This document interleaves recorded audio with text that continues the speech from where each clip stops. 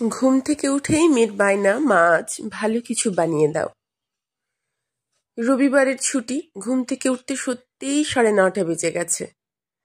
রান্নাঘরে যখন চা খেয়ে টিফিন বানাতে এলাম তখন দেখি 10টা। পটাপট করে কিছুগুলো পাউরুটি সেঁকে নিলাম। তাক করে রাখতে কি সুন্দর লাগছে না? পাশে গুছিয়ে নিলাম কিছু সবজি।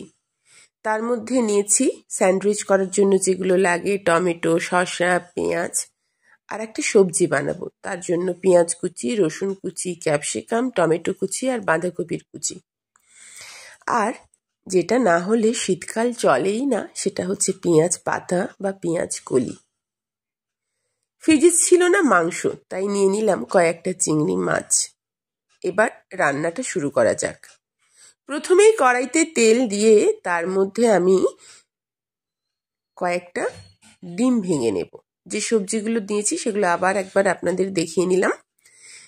ততক্ষণে তেলটা গরম হয়ে গেল। তেলটা গরম হয়ে যেতে একে একে আমি এখানে 4টে মতো ডিম ভেঙে দিয়ে নেব। প্রথমে 3টে দেব, তারপরে মনে হলো যে আরও একটা দেওয়া যেতে পারে, তাই আরও একটা ডিম আমি তারপরে দিলাম। সবগুলো ডিম একে একে যখন দিয়ে নেব, দেখবেন কড়াইতে কি সুন্দর দেখতে লাগবে। 2টো ডিম দিলাম, বাকি 2টো ডিম আবারও দেব। দেখুন, বাকি 2টো ডিম দেওয়ার পরে আমি দেব পরিমাণ মতো নুন। যেহেতু ডিমগুলো এইভাবে দিয়েছি, নুনটা গুলে দিইনি, তাই ডিমগুলো সব দেওয়ার পর নুন দেওয়ার পরেই আমাকে ডিমটাকে ভালো করে গুলে নিতে হবে। এবার যদি আপনাদের কাছে মাংস থাকতো তাহলে আমি বলতাম ডিম দিতেও পারেন, নাও পারেন, কিন্তু মাংস তো বাড়িতে নেই, তাই হঠাৎ করে ঠিক হলো স্যান্ডউইচ খাবে।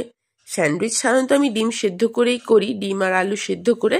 আজকে ভাবলাম একটু পুর দিয়ে করি, এরকম করে খেলে কিন্তু ভালো লাগে। তাই ডিমটাকে ভালো করে নুনের সাথে গুলে নিলাম। এরকম করে দিলে ঝুরি ভাজা হয়ে ডিম খুব সহজে ভাজা হয়ে যায়। এবার আমি যতক্ষণ এটা একটু শক্ত শক্ত হচ্ছে ততক্ষণ অপেক্ষা করব। ওদিকে আমি চলে যাব গ্রাইন্ডারের মধ্যে যে চিংড়ি মাছগুলো আপনাদের দেখিয়েছিলাম, সেই চিংড়ি মাছ সাথে কয়েকটা পাকা লঙ্কা দিয়ে একটা হালকা, পুরোপুরি বাটা নয়, হালকা একটা থেতো করে নেওয়া মতো করে নিলাম। এবার চিংড়ি মাছ ডিমের সাথে দিয়ে এটাকে ভালো করে ভেজে নেব। শুধু সবজির পুর তো খেতে ভালো লাগবে না, যেহেতু বাড়িতে মাংস নেই, তাই ডিম থাকুক, চিংড়ি মাছ থাকুক, যাই থাকুক সেটা দিয়ে করবেন, খেতে কিন্তু ভীষণ সুন্দর হবে। এবার চিংড়ি মাছটাকে এর সাথে মেশাবো। গ্রাইন্ডারের ঢাকনায় কি আর চিংড়ি মাছ ফেলে দিয়ে নষ্ট করা যায়? একদম যায় না। তাই অল্প পরিমাণে জল দিয়ে ঢাকাটা থেকে খুলে চিংড়ি মাছের সাথে সেই জলটা দিয়ে দেব ডিমের সাথে। তারপর আবারও এটাকে ভালো করে ভেজে নেব। যেহেতু চিংড়ি মাছ দিয়েছি, ডিমের সাথে ডিমের মতো নুন দেওয়া ছিল, তাই পরে কিন্তু এখানে আমাকে আরও একটু নুন দিতে হবে। এবার এই চিংড়ি মাছের সাথে ডিমটাকেও ভালো করে আমি ভেজে নেব। দেখুন, ভাজতে শুরু করে দিয়েছি। চিংড়ি মাছটা যখন প্রায় ভাজা হয়ে যাবে তখনই আমি দেব সবজিটা, কারণ শীতকালের এই সবজিগুলো এই সমস্ত রান্নাতে বেশি ভাজলে কিন্তু ভালো লাগে না। এবার সেই যে বলেছিলাম না আরও একটু নুন দিতে লাগবে, সেই নুনটা আমি এর মধ্যে দিয়ে নিলাম। টমেটোটা আগে দেব, টমেটোটা একটু সেদ্ধ হতে সময় লাগবে, তাই বাকিগুলো আর একটু একটু পরে পরে দিয়ে নেব। আরও একটু পরে সবার শেষে ক্যাপসিকাম দিলেও চলে, আমি আজকে তাড়াতাড়ি করে সবই দিয়ে নেব। টমেটোটা পড়ে যেতে রঙটা কি দারুণ হয়েছে না? আমি না এই ভিডিওটা কালকে রাতে করে রেখেছিলাম রেকর্ডিং, কিন্তু আমার ফোনে জায়গা না থাকার জন্য লোড হলো না কিছুতেই। তারপর সন্তুকে বললাম SD কার্ডের কিছুটা ট্রান্সফার করে দাও। যেই ট্রান্সফার করেছে দেখছি ইনসর্সে গিয়ে আমার কোনো কিছুই নেই এখানকার। তো আবার কাজ শুরু করলাম। এবার দিয়ে দিলাম ক্যাপসিকাম। একই জিনিসকে বারবার রেকর্ডিং করতে কিন্তু ভীষণ কষ্ট হয়, সময়টাও যায় অনেকটা। ক্যাপসিকাম দেওয়ার পর দিলাম রসুনের কুচি আর পেঁয়াজের কুচি। রসুনের কুচি, পেঁয়াজ কুচি দেব। পেঁয়াজ কুচি দেওয়ার পরে বাকি বেশ খানিকটা বাঁধাকপি আমি কেটে রেখেছি, কুচি করে রেখেছি, পুরো বাঁধাকপিটাই আমি এর মধ্যে দিয়ে নেব। এগুলো দেওয়া একটাই কারণে, সবজির পরিমাণটা যাতে বাড়ে তার জন্য। এবার এটাকে ভালো করে ভেজে নেব। বাকি থালার ধারে রেখে দিলাম স্যান্ডউইচে দেওয়ার জন্য শসা, পেঁয়াজ আর টমেটো। এইগুলো এখানে ভাজতে ভাজতে আমি অন্যদিকে চলে যাব নিচে বসে। যেহেতু আমি ছুরির ব্যবহারটা খুব কম করি তাই দেখাতে পারি না। আমি আলুগুলোকে একটু গোল গোল করে কেটে নেব। গোল গোল করে কেটে নেওয়ার একটাই কারণ, প্রথমে গোল করে সেদ্ধ করে নিয়ে ছুরি দিয়েও কাটতে পারতাম, কিন্তু গোল গোল করে কেটে নিলে সাইজটা সুন্দর হয় আর সেদ্ধটাও তাড়াতাড়ি হয়ে যায়। তাই আলু কেটে আমি ওটাকে প্রেসার কুকারে হালকা একটু নুন দিয়ে সিটি দিয়ে নেব, যাতে আমার তাড়াতাড়ি হয়। বললাম তো আজকে অনেকটা দেরি হয়ে গেছে, সকালের ব্রেকফাস্ট খেতেই দেরি হয়ে যাবে তাই। এবার সব সবজিকে ভেজে নিলাম। এখানে একটা কথা বলে রাখি, আমার কাছে আজকে গোলমরিচ আর সয়া সস নেই, তাই আমি এটাই ব্যবহার করছি না। যদি থাকে আপনারা অবশ্যই দেবেন। এই পুরে গোলমরিচ আর সয়া সস না দিলে তার টেস্ট ঠিক ততটা আসবে না। যদিও খারাপ লাগবে না, ভালো লাগবে, কিন্তু ঠিক ততটা আসবে না। তাই যাদের কাছে গোলমরিচ আর সয়া সস আছে তারা অবশ্যই এর মধ্যে গোলমরিচ আর সয়া সস দেবেন। সবজি দেওয়ার পর আমি অল্প পরিমাণে নুন দিয়ে নিলাম। বেশি নুন দেওয়া যাবে না, বেশি নুন দিলে জল বেরিয়ে যাবে, সেই জলকে শুকনো করতে ভীষণ কষ্ট হয়। এই সময় গ্যাসের ফ্লেমটাকে হাই করে রাখবেন। টমেটো সসও প্রায় শেষের মাথায়, যেটুকু আছে বোতল ঝেড়ে দিয়ে নেব, বোতলটা ধুয়েও দিয়ে নেব। টমেটো সস দেওয়ার পর মনে হচ্ছে হাই রে, এই যে লাল রং দেখাচ্ছি এতে আবার কেস খাবো না তো কিছু।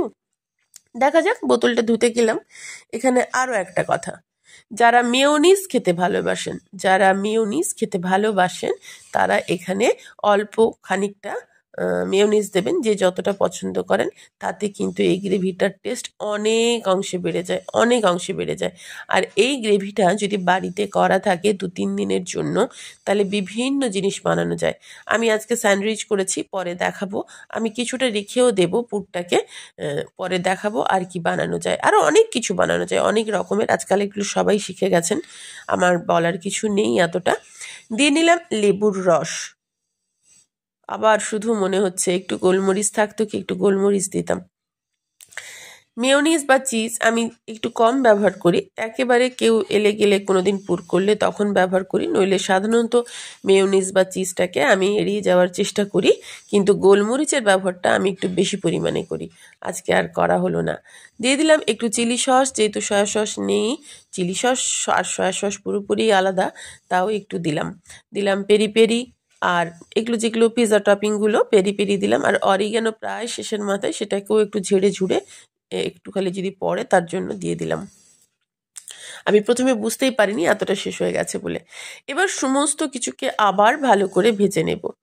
কেউ কেউ মনে করেন এই স্টাফিংটাকে বা এই পুরটাকে একটু বেঁধে রাখার জন্য তারা কি করেন, একটু ময়দা বা একটু অ্যারারুট গুলে দিয়ে দেন। আপনি চাইলে দিতে পারেন, না চাইলে নাও দিতে পারেন, তাতে এমন কিছু বিশাল পার্থক্য হয়ে যায় না।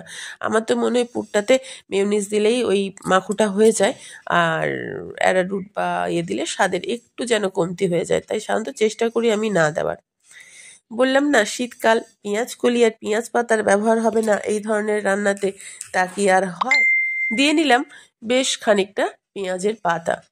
পেঁয়াজের পাতাগুলো আমি আগের দিনও কিছুতে ব্যবহার করেছিলাম, আর যেটুকু ছিল সেটুকুর মধ্যে একটু রাখা আছে তরকারি করব বলে, আর বাকিটা দিলাম। শীতকাল মানে ধনেপাতা দিলাম। ধনেপাতা, যারা ধনেপাতা খাওয়া পছন্দ করেন না তারা এই জায়গায় এই ধনেপাতাটাকে পারলে একটু এড়িয়ে যাবেন। যারা ধনেপাতা খাওয়া পছন্দ করেন না তারা ধনেপাতাটাকে এখান থেকে এড়িয়ে যাবেন, তাও কিন্তু খেতে খুব সুন্দর হবে। শুধু গোলমরিচটা দেবেন। গোলমরিচ, ছোট বাচ্চা যদি বাড়িতে না থাকে তাহলে কাঁচা লঙ্কা, কেউ যদি কাঁচা লঙ্কা ভাবেন খাবো না, তাহলে চিলি ফ্লেক্স, ঝালটা যে যার মতন করেই দিয়ে নেবেন। পুরটা প্রায় আমার রেডি হয়ে গেছে শেষের মাথায়, যেহেতু শেষের মাথায় তাই এখন আমি দিয়ে নিলাম পরিমাণ মতো পুরো নুন। পুরো পুরটার পরিমাপে নুন দিয়ে গ্যাসের ফ্লেম কিন্তু আমি হাই করে রাখবো, একদমই কমাবো না। তারপর এটা ভালো করে হয়ে গেছে, এবার সমস্ত কিছু আমি সাজিয়ে নেব। নিয়ে নিয়েছি পাউরুটি, শসা, টমেটো, পেঁয়াজ, আর ওই যে বললাম না আলু সেদ্ধ করে রেখেছিলাম প্রেসার কুকারে সরু সরু করে গোল গোল কেটে, সেই আলুটা। এদিকে আমার পুরো রেডি, দেখতেই পাচ্ছেন সমস্ত কিছু আমার রেডি হয়ে গেছে। এবার শুধু বানানোর পালা। তাই মেয়েকে বললাম, সোনারে আমি এটা বানাচ্ছি, রেডি করছি, তুই একটু রেকর্ডিংটা কর না। ওর হাতে ক্যামেরা ধরিয়ে দিয়ে আমি বসলাম এটাকে তৈরি করতে। প্রথমে দিলাম পাউরুটি। পাউরুটিটা সেঁকার সময় যেহেতু আমি অল্প পরিমাণে ঘি দিয়েছি, একেবারে সামান্য, তাই আমি আর বাটারের ব্যবহার কিন্তু এখানে করছি না। এবার সব পাউরুটি দেওয়ার পরে একটা পাউরুটি নেওয়ার পরে তার উপরে মশলাটা দেওয়ার পর উপরে দিয়ে নিলাম পেঁয়াজ কুচি, শসা কুচি, টমেটো কুচি, আর দেব আলু সিদ্ধ।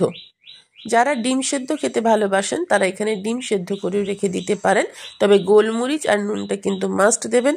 গোলমরিচ আমার কাছে ছিল না, আর আমি যেহেতু পুরটাতে অনেকটা নুন দিয়েছি তাই আলাদা করে আর নুন দিলাম না। এইভাবে পর পর করে আমি সবগুলোকে সাজিয়ে নেব। দেখতে পাচ্ছেন ভালোই লাগছে, খেতে ভালোই হয়েছিল, ভীষণ সুন্দর হয়েছিল।